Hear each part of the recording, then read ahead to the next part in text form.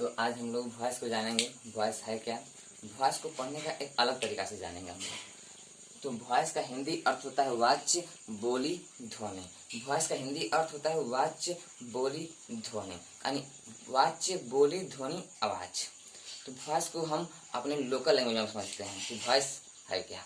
तो गाँव में एक जादू दिखाने वाला आया करता था, अपने हाथों में एक पत्थर को लेकर के उसे मंत्र पढ़ करके आंखें बंद करता था और मंत्र पढ़ करके वो उसे बिस्किट बना देता था।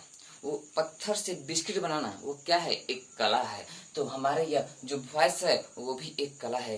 कैसी कला है? तो स्टेटमेंट के कथन को बनाने की कला है। यानी वॉइस वॉइस क्या है? Voice is an art. Voice is an art. Voice एक कला है विच मेकिंग ऑफ स्टेटमेंट, यानी कथन को बनाने की एक कला है। अब देखेंगे वॉइस जान गए। अब वॉइस का हिंदी परिभाषित करेंगे, हिंदी में परिभाषित करेंगे। तो वॉइस का अर्थ है वाच्य, यानी वाच्य वह अभिव्यक्ति है जिसमें कर्ता और कर्म दोनों की प्रधानता हो। वाच्य वह अभिव्यक्ति है जिसमें कर्ता और कर्म दोनों की प्रधानता हो, उसे वाच्य कहते हैं। अब इंग्लिश में इसको डेफिनेशन देते हैं। वॉइस यानी वाच्य which is also called the diathesis of verb, यानी इसे कहा जाता है, क्या कहा जाता है? तो वर्ब ऑफ डायथेसिस, यानी क्रिया का प्रवृत्ति कहा जाता है। इट सिंपली, इसे साधारणतः सोज दर्शाया जाता है, दिखाता है, सूचित करता है the subject of a sentence, यानी वाक्य के कर्ता को दिखाता है। कर्ता इज डूइंग द एक्शन, यानी क्या कर रहा है? तो काम करने के कर्ता को दिखाता है वाक्य में। तो सब्जेक्ट, यानी सब्जेक्ट कहें या सब्जेक्ट और ऑब्जेक्ट कहें, दोनों हो सकता है। अब बढ़ते हैं। Statement can be made into two voices, यानी स्टेटमेंट दो तरीकों से बोल सकते हैं, एक एक्टिव, एक पैसिव। एक्टिव वॉइस यानी कर्तृवाच्य। एक्ट का अर्थ होता है चंचल, अभिनय। एक्ट का अर्थ होता है अभिनय। एक्टर का अर्थ होता है अभिनेता, और एक्टिव का अर्थ होता है अभिनय करने वाला, चंचल या स्वतंत्र। इसको एन एक्शन यानी काम इन द डोमिनेंस के दायरे में, के देखरेख में, के दायरे में, के देखरेख में, के अधीन ऑफ सब्जेक्ट, यानी सब्जेक्ट के दायरे में, सब्जेक्ट के देखरेख में यदि काम हो तो किस में रखेंगे? एक्टिव वॉइस में। इज केप्ट इन, रखा जाता है एक्टिव वॉइस। ठीक, यानी एक्टिव वॉइस में रखा जाता है कब? जब सब्जेक्ट हमारा सब्जेक्ट के दायरे में कोई काम हो, के अधीन काम हो। Raju is eating a mango, Raju आम खा रहा है, यानी राजू आम खा रहा है, यानी आम खाने की क्रिया कौन कर रहा है? तो राजू कर रहा है, यानी राजू क्या है? कर्ता है, यानी कर्ता के रिस्पेक्ट में, कर्ता के डोमिनेंस में, कर्ता के देखरेख में ये आम खाया जा रहा है। तो इसलिए ये एक्टिव वॉइस हुआ। जैसे राजा के द्वारा, राजा ने प्रजा को सताया, राजा ने प्रजा को सताया, यानी राजा किसको सता रहा है? प्रजा को। राजा क्या हुआ यहाँ पर? करता हुआ, यानी एक्टिव वॉइस में आया। पैसिव वॉइस, पैसिव वॉइस का अर्थ है कर्मवाच्य। पैसिव का पास माने गुजरना, पास मीन्स गुजरना। पैसिव का अर्थ होता है दूसरों को देने वाला, यानी दासवत, शांत, गुलामी।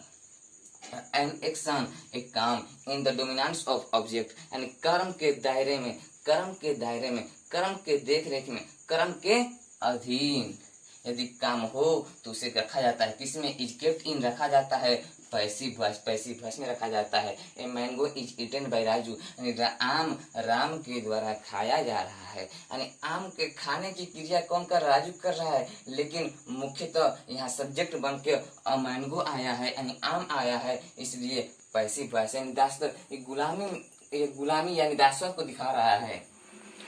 अब देखेंगे rules to change into passive voice. Rules to change into passive voice, यानी बी के रूप को हमारा यहीं पर बी के रूप से ही हम पूरे वॉइस को चेंज कर देंगे जो टेंस में बनते हैं। तो बी का यानी वर्ब जन्म से प्लुरल होता है, वर्ब जन्म से प्लुरल होता है, उसमें यस या ईएस लगाकर सिंगुलर बनाते हैं। लेकिन नाउन जन्म से सिंगुलर होता है, लेकिन नाउन जन्म से सिंगुलर होता है, उसमें यस या ईएस लगाकर प्लुरल बनाते हैं।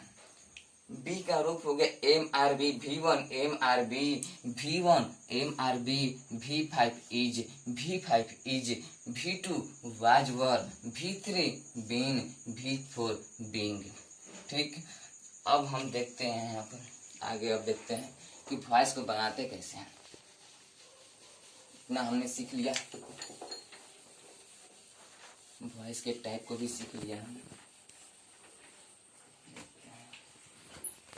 तो ये हमारा कोई फील्ड हो गया। ठीक, आपने क्रिकेट खेला होगा, उससे ही ये फील्ड हो गया और ये इसमें पिच बन गया।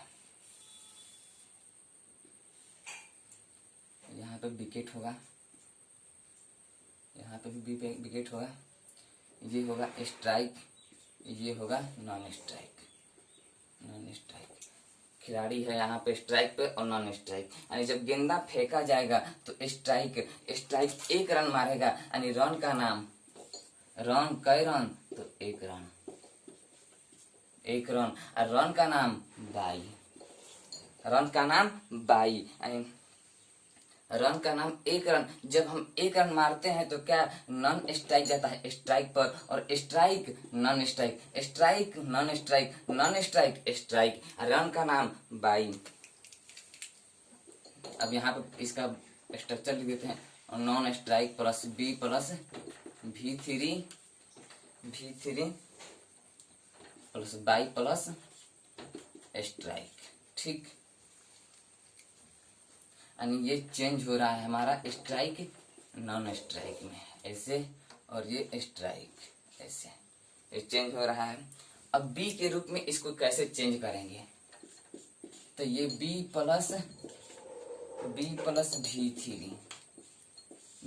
V3 हम जब भी देखेंगे तो एक्टिव नहीं पैसिव आ जाना, यानी जब भी B प्लस V3 किसी भी सेंटेंस में B प्लस V3 का हम देखेंगे तो वो एक्टिव नहीं पैसिव कहलाएगा। ये वर्ब की किस क्रिया पर अक्सर चलेगा, तो बीन,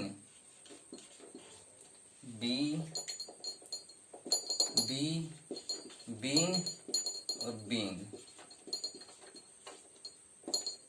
यानी ये V1 V3 V4 स्ट्रक्चर ये हुआ। अब स्ट्रक्चर आते हैं, strike plus verb plus non strike.